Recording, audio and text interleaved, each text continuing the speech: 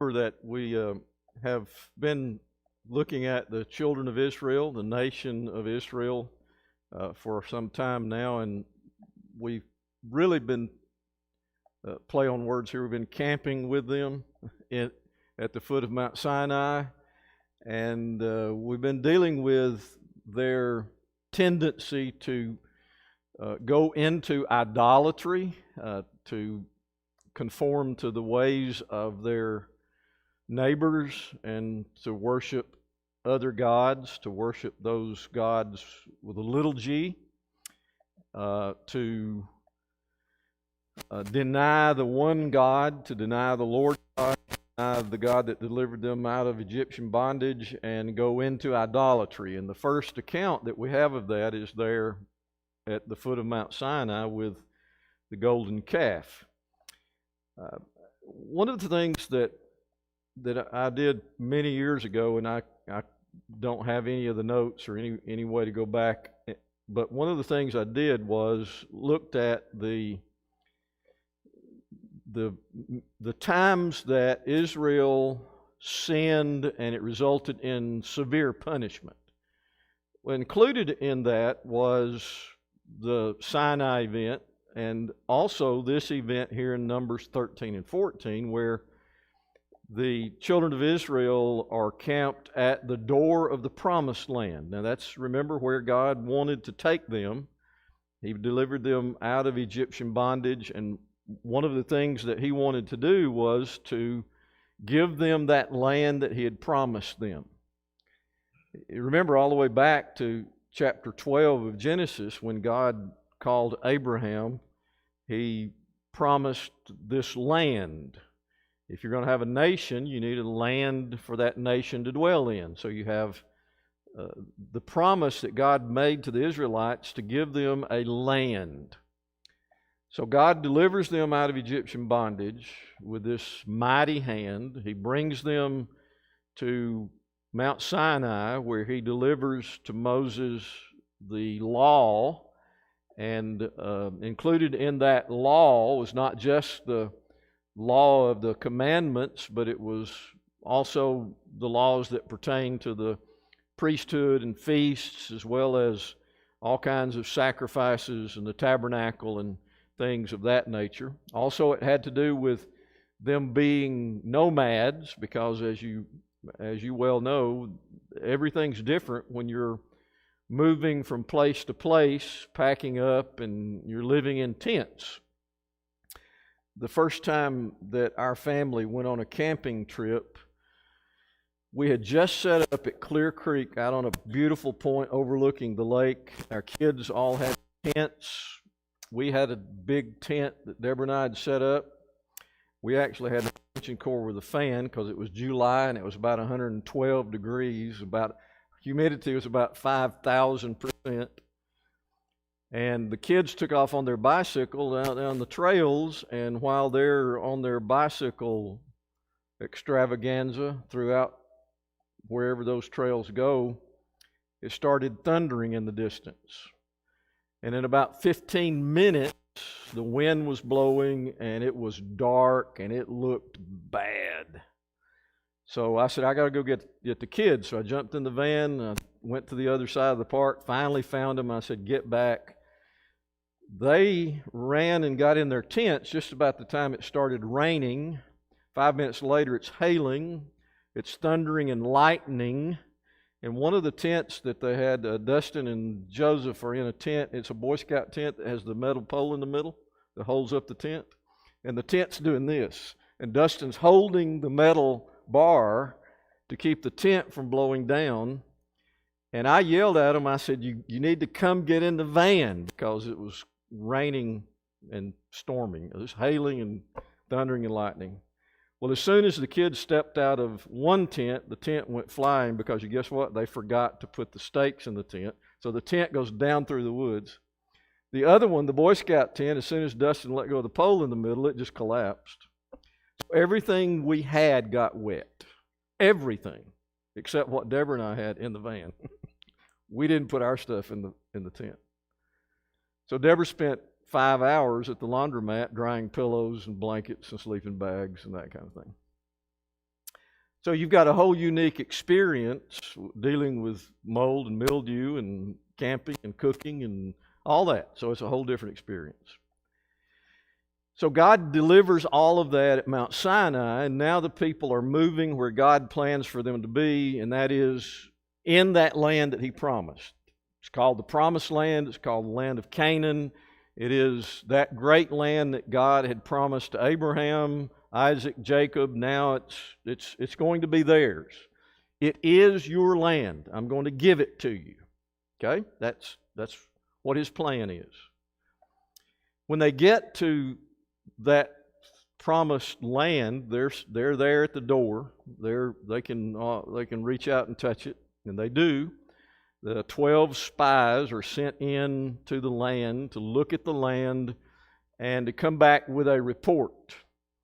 It is a report that details some things that are not necessarily that important, because they were given this responsibility to go in and you see if this land really does flow with milk and honey. Well, you remember how they found like a cluster of grapes that it took 2 men to carry, and they found honey and, everything there's just a great abundance. So it was a land that flowed with milk and honey, but the spies came back. 10 of them had a negative report, and you can find that in 13:27.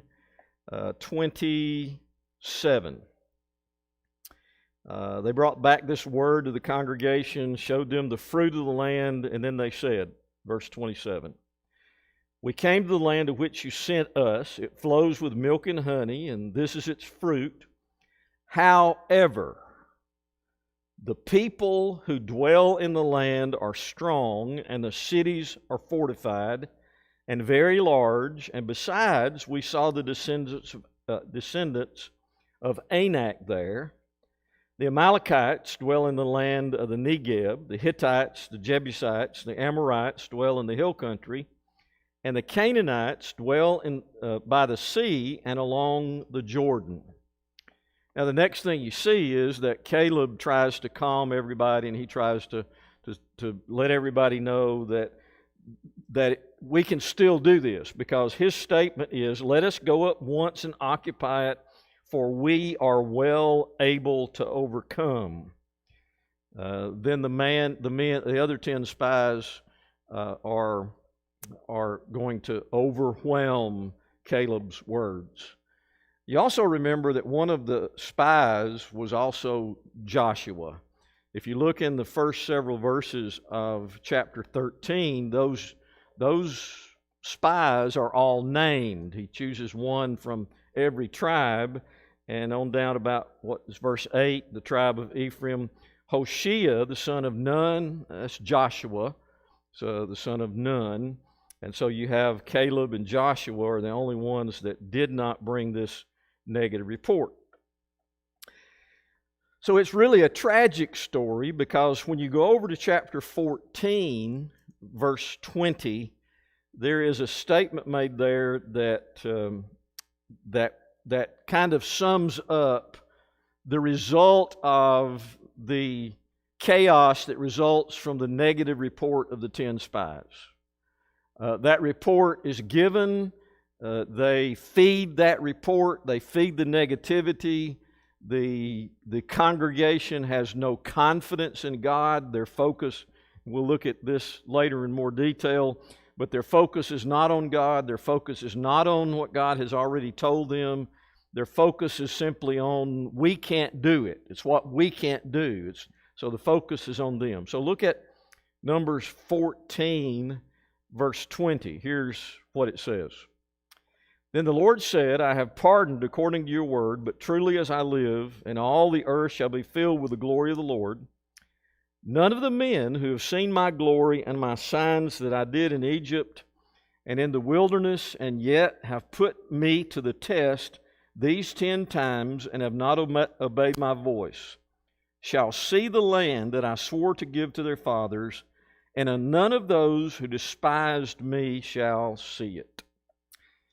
So it's a real declaration that is dark. It is a declaration of horror, because God really gives a punishment to these who denied Him, who had no confidence in Him, and that judgment is, not one of these men shall see the land. They're not going to move into the land. Now, obviously, the word see doesn't mean look at it, because they've already seen it. At least the 10 spies did. And I'm not sure how close they were, if anybody could see the land. I'm not sure exactly where they were in that realm. But this story is a story of tragedy, isn't it? It's a story of a lack of faith and a lack of confidence. And we all look at it from our perspective, and the thing that we say is, how? How could they have such a lack of faith and a lack of confidence in God? How could they not know that God has already said, I'm going to give it to you. It's yours. You have to just go in and possess it. It is already yours. How could they not? After having been liberated from slavery in Egypt, having witnessed what they witnessed in Egypt, God's great miracles of the plagues, then the crossing of the Red Sea, the moment of the camping at Sinai and the dealing with God on the mountain and Moses on the mountain and all that took place there. And so our question on this side of it is always, how? Why? The same questions we always seem to ask when we study passages like this is, how in the world could a people whom God loves and wants relationship with and has been present and has shown them His glory, and basically that's what He says there, I have demonstrated to them my glory, but the punishment is going to be that not one of these men will set foot inside the land that I will give to these people. It's just not going to happen. So even the pillar of cloud, the pillar of fire, the thunderings on Mount Sinai, the holy covenant that He's given to them through Moses, all the things that He's done all the way up to this moment and to this time, they still make this tragic choice, this terrible choice they make to rebel or to have no confidence in God.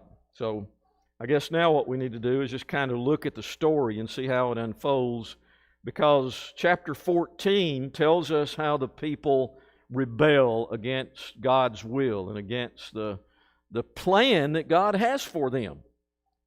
This is exactly what He wants. He's brought them here for a purpose, and that purpose is He wants them to possess this land, and it's theirs. So look at chapter 14. I guess we really should go back and look at some others, but for sake of time, the discouraging message from the 10 spies is they are stronger than we are. We're just not able to do it. So they brought to the people of Israel a bad report about the land that they had spied out. The land through which we have gone to spy out is a land that devours its inhabitants. All the people we saw are of great height. And there we saw the Nephilim, the sons of Anak, who came from the Nephilim. And we seemed to ourselves like grasshoppers, and so we seemed to them. Chapter 14 opens up by telling us about the response of the congregation.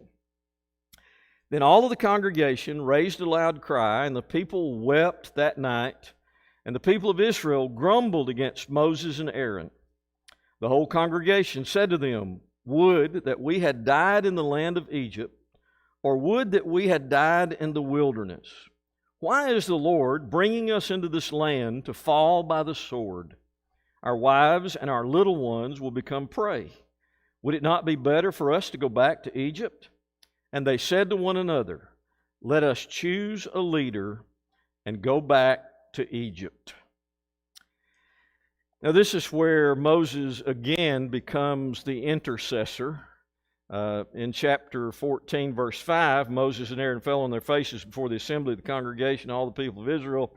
Joshua and Caleb, they tried to reason with them all, and it just didn't work. It just didn't work. So you have this rebellion or denial of their relationship with God, their refusal to do what God had told them they should do, which was go in and possess the land. All right, before we go any further, let me hear some comments or some observations you might have about what's taken place so far here in Numbers 13 and 14. Any observations? It's like you said, it was a lack of faith. They wanted to be taken care of. They wanted to go back to Egypt where they would at least be fed. I mean, they didn't want to endure anything else. They didn't want to have to toil or work or do anything for it. And their lack of faith, God just said, "I'm tired of your grumbling. See you later." Mm-hmm. So two of them out of the 10, Caleb and Joshua were the only two out of that group that finally get to see it. Isn't it interesting that as the night grew on and the grumbling continued, that the whole congregation then turned against Moses and Aaron and Joshua and Caleb, and they were ready to go back to Egypt. Had they forgotten what they left in Egypt? Had they forgotten they were slaves and they cried out to God for help? That's why they're in the situation they're in, because they actually said, "God, help us!" And He did. And now they're saying, "We don't need your help. We don't want anything you've got to offer, because we know when we go in there that they're going to kill us. They're going to take our wives. They're going to take our children. They're going to kill us by the sword. We can't do this. We just can't do it. So let's choose us a leader and let's go back to Egypt." By the way, I'm sure that would have been a really interesting entry into Egypt, wouldn't it? If they had actually gone back to Egypt, that would have been interesting. Quite a show. Another made-for-TV movie, for sure. Yeah, that, and that the Pharaoh and his whole army got drowned and all that because of... Yep. Yeah, that's what it sounds like, doesn't it? We made a bad choice. Yeah. So what's really the problem here? What is? I've thrown around a couple of words like lack of faith or something like that. Rebellion, no conviction. What are we dealing with here with this congregation of people, the Lord's people, and they refuse to follow the plan that God has for them? What are we really dealing with? They're rejecting God and along with His plan. Yeah, good observation. What else are we really dealing with? That's it. Rebellion. Yeah, that word fits in very well there, because it actually is a certified rebellion against God. Any other words you want to throw out?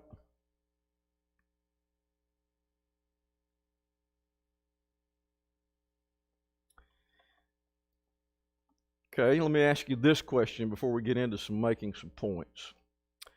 Why was God's reaction so severe? That's pretty severe, isn't it? Because what is going to happen now for the next 40 years? They're going to wander aimlessly through the wilderness till every man of that generation died. And then they're going to come back and go into the same place they were at the first time. Not the same position, but they're going to go into the promised land, to the land of Canaan. They're going to actually come back to it and enter. Why was God's punishment so severe?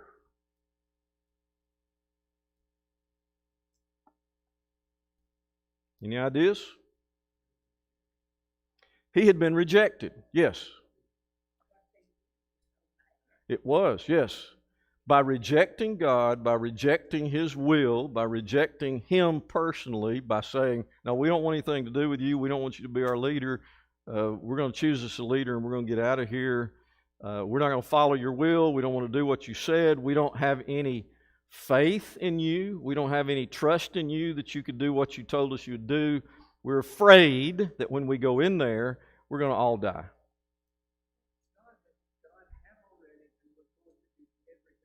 Mm-hmm. He brought them out of Egypt, giving him this land. All you got to do is cross the river, and you see it later. The walls of Jericho come crashing down. As long as you just do what I say, I'm giving you all of it. Mm-hmm. And you won't even do the little, just a little bit that I'm requiring. Mm-hmm.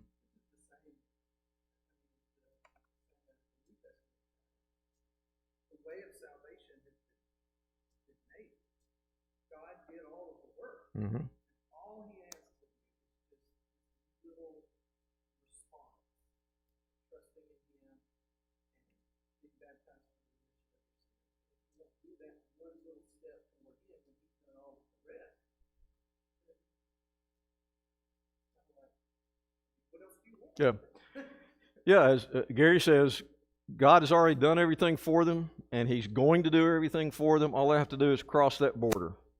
At this point, they're at the southern border, and they could cross right over. And the thing that's going to follow 40 years later is that proof of what God was going to do for them that time if they had just followed Him, which was He's going to make the walls fall down. He's going to make the people run. He'll even make the people kill them on their own selves. He'll make them turn on their own army. That's pretty good, isn't it? I don't even have to fight. All I got to do is blow a horn, light a lantern, make some noise, march, do something. But as Gary points out, the great illustration here, as compares to those of us who are New Testament Christians, God's already done it all. And there is required of us a response that, in comparison to what God has done, is very minute. A response of faith, which was the same thing He expected for them, that response of faith, which didn't happen. It didn't happen. Any other ideas as to why this was such a severe punishment? Looking at verse 11 of chapter 14, and God is saying, really, how long will these people keep doing this to me? I've been giving them all this proof for all this, Mm-hmm. and really He counted from the time He sent Moses, He gave them some signs to show them, the plagues and crossing of the river, and here they are again. So if a person puts themselves in that position, it's like I made you a promise, guarantees, maybe the contract, I didn't give you the contract, and yet you keep saying, that promise you made. Yeah. At some point it's going to turn into, all right, I've had enough of you. Yeah, that's where it is, yeah. And in that verse, Tomelo, he uses two words that I think describe why this is such a severe punishment.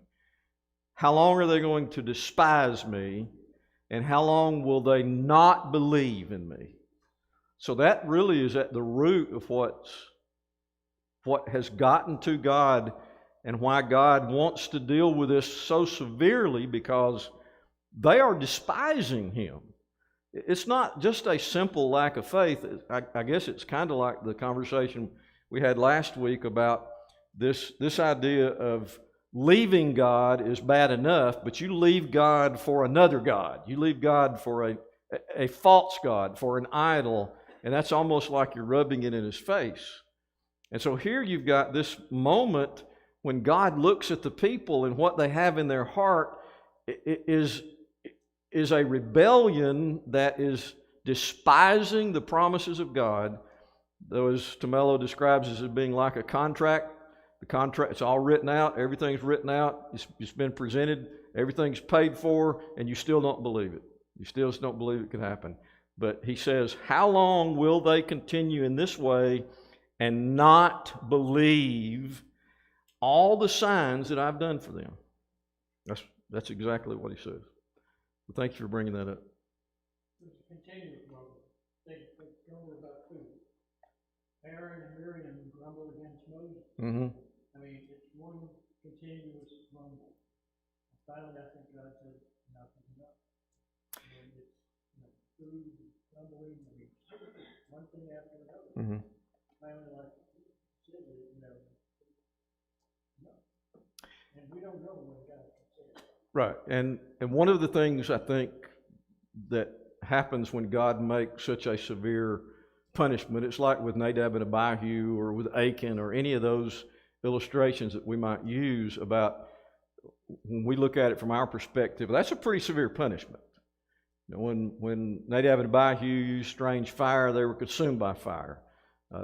Those kind of illustrations are quick, they are severe, and one of the things that they do is they make a very strong point for those who witness that punishment. Well, I guarantee you for the next 40 years, the talk around the dinner table and the stories that were told to the children and grandchildren had something to do with this. I always wondered why they didn't go back. Some of them didn't go back. Yeah. They didn't go back. They just wandered for 40 years. Yeah. And they died in 40 years. They died. There was a lot of funeralizing during that time. Yep, that's for sure. All right, in the time we have left, let me just bring up a few points that I kind of gleaned from this story that I think has a lot of application for us today. And one of those that really comes out in the very heart of what's taking place here is that these Israelites had come from slavery. They were in servitude. They were witnesses of the power of God, yet when they reach this point where they actually have to do something, they are cowards. They have no faith. They have no strength within themselves to say, well, God has done it for us already. He delivered us from bondage. He has kept us now up to this time. So why don't we just go in like He said? He's promised that to us. But they were afraid. They were fearful. And they had no faith in God. They had no real confidence in Him. And when they contemplated the possibilities, the thing that their mind stayed on was, what if? What if? Well, what if God doesn't do what He said He'll do? What if He doesn't follow through? And what's going to be the result if we actually charge in there to this land and those giants begin to cut our heads off? What if? Yeah, really. It's almost like it's a brand new interaction every single time, and they can't carry forward what happened yesterday. Yeah. That showed God's nature and faithfulness to them. It's like a brand new episode. Yeah. And that's one of the reasons I bring this up, Gary, is because it's to me it seems like that the fear took over at that point. At that point, I'm going to forget everything that's happened up this time, and all I can think of is when we step foot in that promised land, those Canaanites are going to just tear us all to pieces. I mean, you know who the Canaanites are, right? They are mean people. They are rough. They skin folks alive. They chop your fingers off. And they do all kinds of mean things.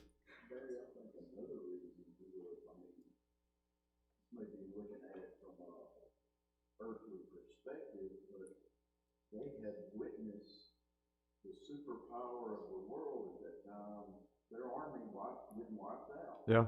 And now he's saying, okay, I'm going to give you this land to these little individual city-states with each one a king.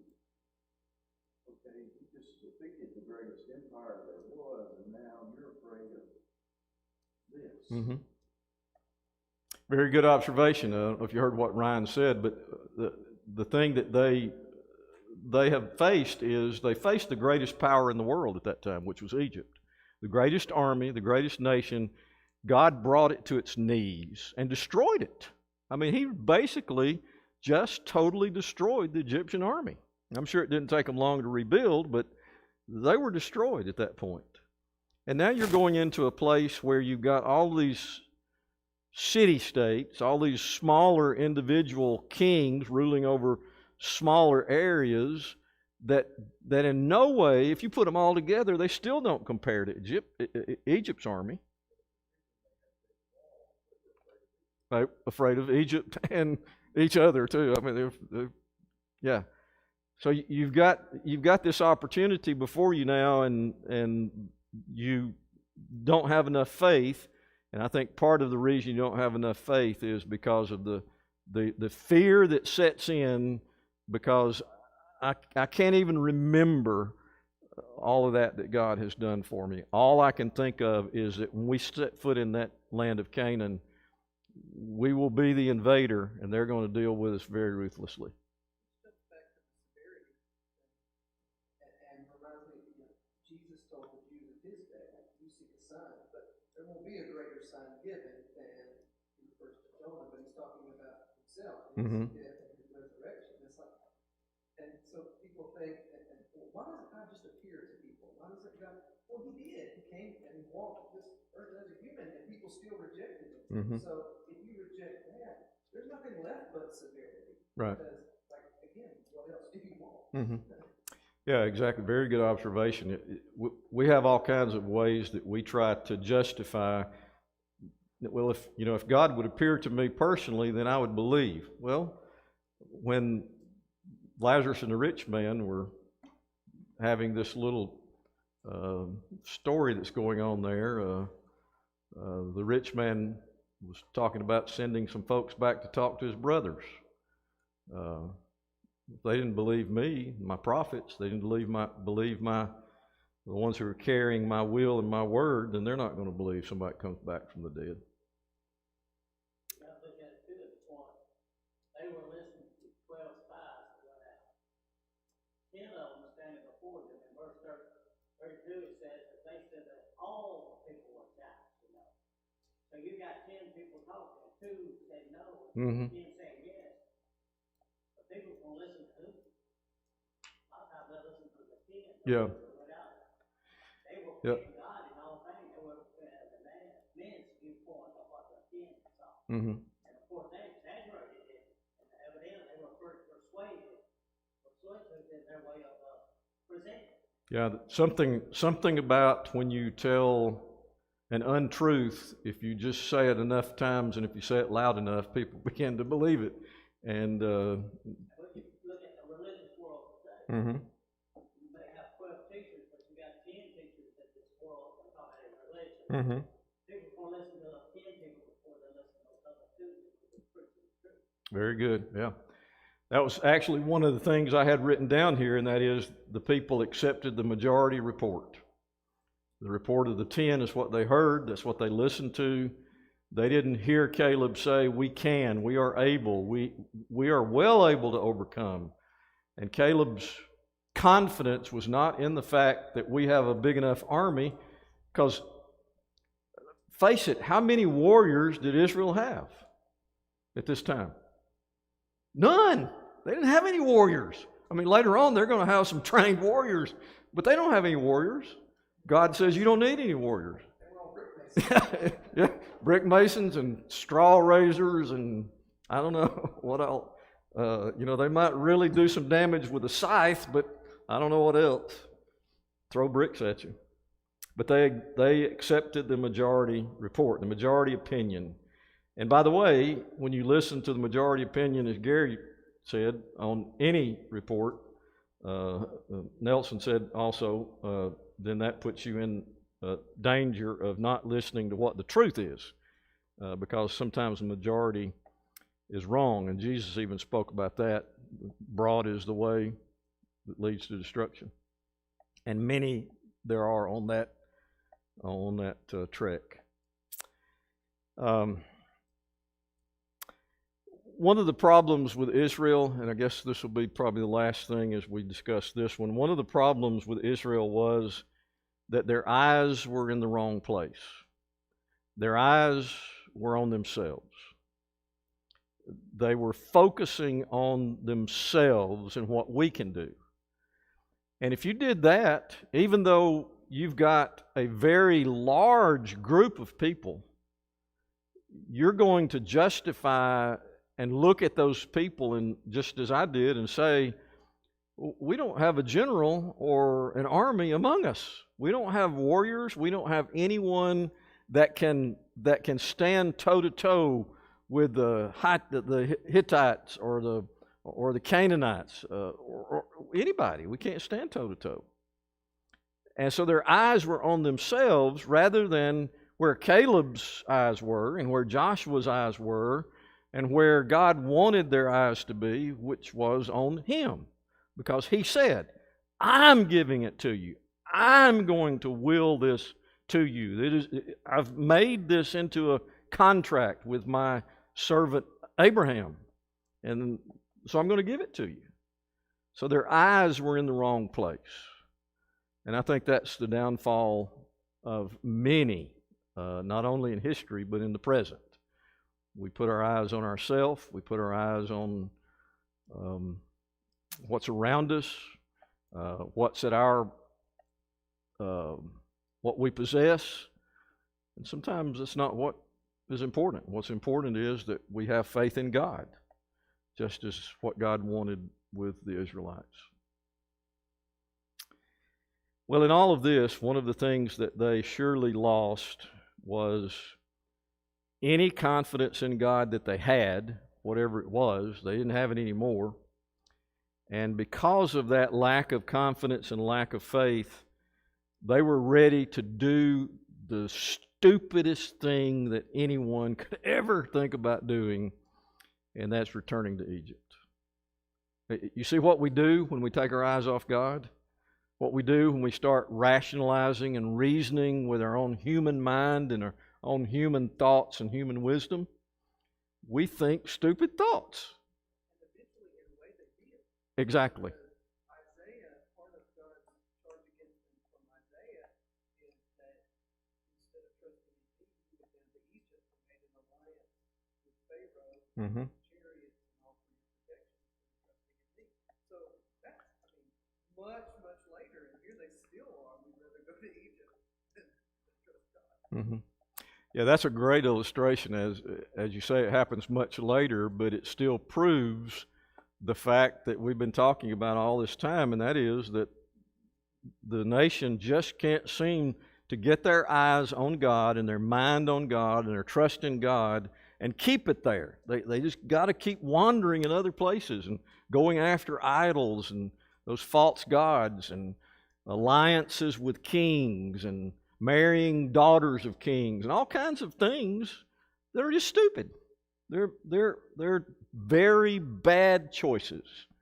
When if we keep our eyes, keep our mind, keep our faith, our confidence in Him, then our choices will be what He wants. No. This is the first of the really bad things that happen that cause God to really bring judgment down on them. And hey, I don't know when we'll ever get through this because, yeah.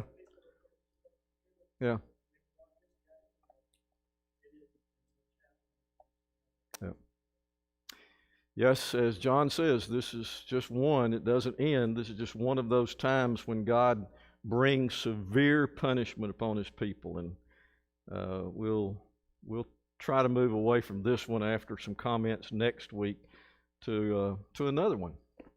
Appreciate your comments.